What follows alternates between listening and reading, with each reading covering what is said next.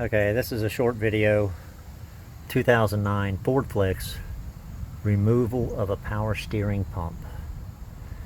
You have to go in through the fender well. You do not need to remove the inner fender well. You can access it right there. The hardest part of this is getting an 18mm wrench on the pressure line on the pump itself. The 3 bolts holding the pump on are relatively simple. 2 of them are 10mm, one of them I think is a 13mm. Then you have the non-pressure line, which is a hose clamp. There's the hose clamp. There's the pressure line. There's the pump. What you have to do is pull the pump loose of the motor, detach the pressure line from the engine. It's held on by a bracket with an 8mm bolt. Manipulate the pump down to where you can get to it through this hole in the fender well. Pull the pulley. Once you get that pulley pulled, you'll be able to get a wrench on the pressure line and pull it off.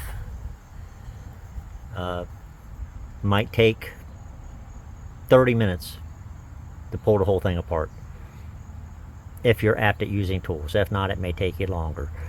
Be aware, once you pull that non-pressure line off, it is going to leak like hell. You might want to get a vacuum pump and try to vacuum out as much as you can of the power steering fluid from the reservoir.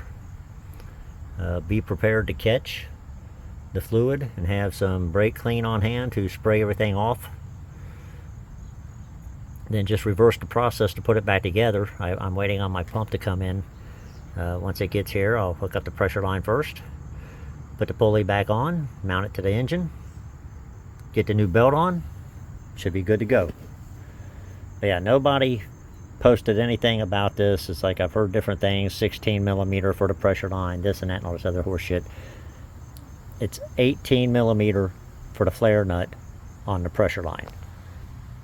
Right there it is, flare nut. Not a banjo nut, but a flare nut. And you cannot access it because the pulley is recessed real close to it and there's no room up in there. If you try to remove the flare nut without taking the pulley loose or taking the pulley off first, you're going to have to cut a wrench down to be about 3.5 inches. And then a line wrench may or may not get on there. An opening wrench will not. And it's in there very tight. So I had to pull it off of the engine and pull it down to where I could access it through this opening right here.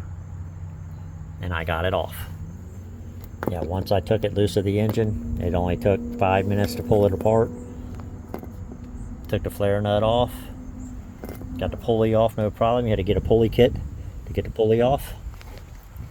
Other than that, yeah, it's not that hard.